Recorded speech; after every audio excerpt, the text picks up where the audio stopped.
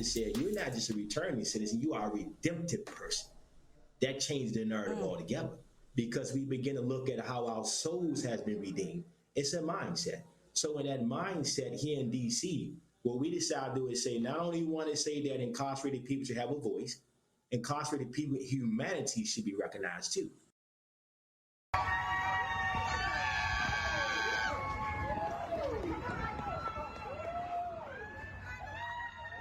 This was almost 2 months ago when our friend Commissioner Joel Castón left the D.C. jail behind. Joel is the first person in the history of the District of Columbia to win an election while incarcerated. He's the Advisory Neighborhood Commissioner for District 7F07. Well, after 26 years in prison, Joel will be able to use his platform to help his constituents, which include Harriet Tubman's Women's Shelter, Park Kennedy Apartments, and the residents of the D.C. jail. Now, Joel is making his mark in the nation's capital, and in 2 months since he's been out, Commissioner Castón has done more than most of us have done in 2 years, probably longer. It is my great pleasure to welcome Commissioner Joel Castón. Thank you. Thank you for having me today. I'm astounded by your story. It's really incredible. What was going through your head when you were released, and how does it feel to fully rejoin society? Oh, wow. That's a great question. It was like so much had to take place before I got out. I was waiting in the earlier part of the day. So the process, the paperwork took a lot of time for me to even get there. So if you notice, when I first walked out, I have a ritual that I always bow before my mom. I call my mom my queen. So when I came out the door, upon initial contact, I had to go on my knees and give honor to God for my queen. And so I was more concerned about that. And then when I saw the mob of individual that was out there, I was like, whoa, right? And I've never, and a lot of people, they would tell me people was there and people left because, as I stated, our poster got released earlier, but it was, nonetheless, there were still people there. And when I got past that initial contact with my queen and the others that was out there, my bearings began to take place. Like, where am I at? I didn't know where I was at. And it was just an exhilarating feeling. I just want to thank God for his support, carrying me throughout those actually 27 calendar years. I came in November 1994, and I released in 2021 of November. So it's 27 calendar years, and my first time being free, and I'm ecstatic, and to God be the glory. That is so amazing. So how is it going for you? Wow, I can say I'm noticing that my internal GPS system is taking place, right? I come from a confined environment where you don't have much movement. Mm-hmm. Now I come here and the world is at my disposal. So I have to get my bearings going in, right? I don't hide. I'm a financial geek. I love finance. A lot of stuff I was doing on the inside, I'm doing it now. So as it relates to business and just being active in that regards, that's easy for me.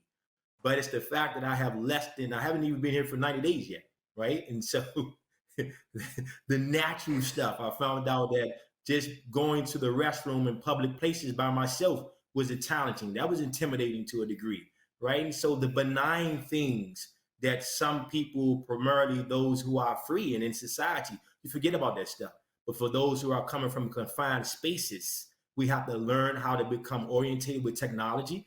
This thing called the cell phone is very challenging. However, I'm tackling that. And so on a personal capacity, there have been milestones. I'm celebrating as I go along the way. But on the business and the political frontier, I can say that those things have been just like I dreamed them.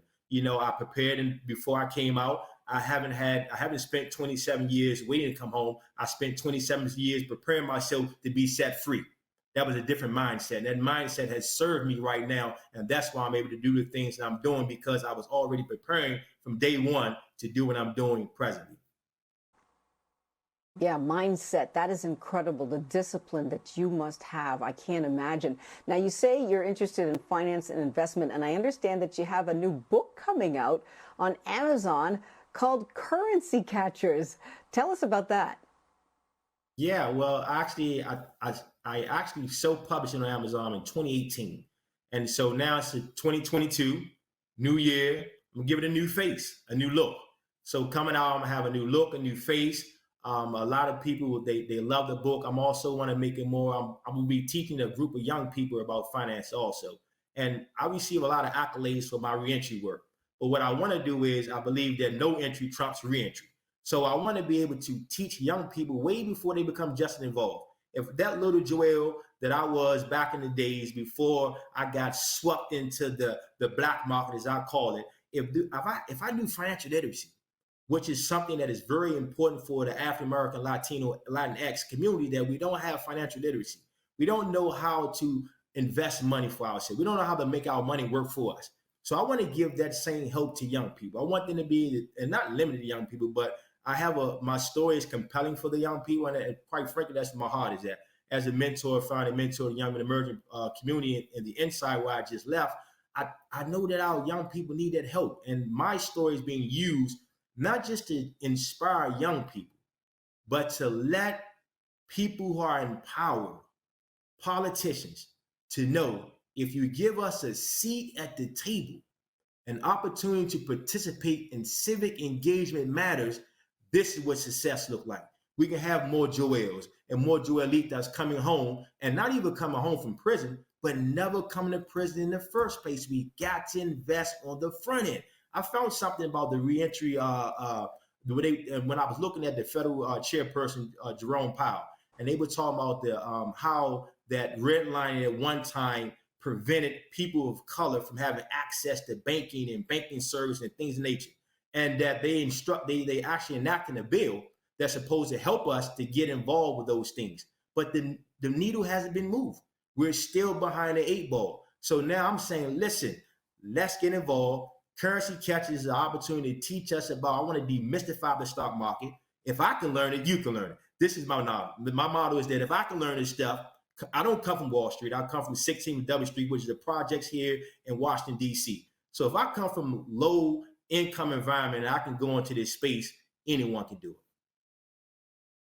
Listen, you've got to be one of the most, least selfish people I've ever seen, because most people who spent that much time in jail would just want to be out having a good time. And here you are trying to help people. In fact, don't you have a program, Guns Down, Hands Up financial literacy program? Can you tell me about that? Yes, thank you. I'm collaborating with That's a Plug Incorporation, and it's a gentleman that I met when he actually came in the inside as a volunteer, and we met there, and he said, "Hey, I can't do this without you. Can you join with me, and can you provide financial literacy to the young people?" We're talking about, you will like this, Laverne. These are young guys who are actually boxers. They're learning how to put guns down and put their hands up and defend themselves. What I want to do is also teach them to say, hey, you can be the next Floyd Mayweather. So with that being stated, you need to learn how to do public speaking. So you see Commissioner Castón doing interviews. He's on his favorite show, BNC, right? He's doing all this stuff right here. You can do the same thing when you make money, right? But now when you make the money, how can you manage the money? So I come in teaching them financial literacy and public speaking, and it's a marvelous opportunity. You are something else, because you are so polished and poised, more than people who have been doing this for years and years. I mean, it's incredible. I want to talk about your constituents. Have you been able to even meet them in person? I have. Wow. I know my group that I left behind, right? I have a lot of unlimited. I've been in 16 facilities, unfortunately, over from a span of 27 calendar years. So I know the carceral space. But coming here and meeting these wonderful people in this apartment complex, I literally had a listening, a session with a group of the core members last night. And these are individuals who meet on a regular basis on the WhatsApp, and I had to get orientated to WhatsApp, right? So I met these group of people and just want to hear their concern. I want to make it perfectly clear that I'm here not to simply say what I think is best, but to do what I was elected to do. That is to advocate for the people. So I wanted to know that my commissionership is for all of us. I want to be your champion, just like I was a champion for the individual inside. I am the commissioner of not just inside resident, but also outside resident. And it was a warm reception. And next month, I will be having an official listening session when I'll be doing the opposite of what I'm doing now, and I will be listening. It's incredible. If most people would want to be on the beach relaxing, and here you are doing work. Tell me, is there any particular piece of advice or feedback that you got that you plan to incorporate in your routine as a representative? Yes, yes. My good friend, Councilmember Charles Allen, and I take delight in calling him my friend, as well as Councilmember of this ward, Vincent Gray. They both spoke at my swearing-in ceremony, and the one piece of advice they gave me was to listen. And hearing that, I said, maybe we don't do enough of that. And some of my closest associates, I receive, I guess I can say, one of the accolades I like to receive, the fact that I do like to listen. I'm very sensitive.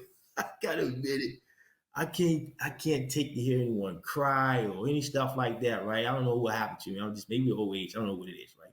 But I like to listen to people when they're going through something. And those two gentlemen, Councilmember Charles Allen and Councilmember Gray, they told me to listen. And so when I have this official listening session with Park County residents, I will be listening to them. And then I will let them know exactly what I can and what I can do within the scope of my authority. But I intend on being their best advocate. And what I would say advice for anyone, whether you're in politics or whatever, give close attention to your self-care. Every day, I make biblical reading, meditation, and yoga and physical fitness a top priority. I am my greatest champion Amazing. Great because I'm not together, advice. no one else can. You got some great You got to advice. do it. We have enjoyed speaking with you. Thank you so much for being with us tonight, Commissioner Joel Castón. Congratulations and good luck.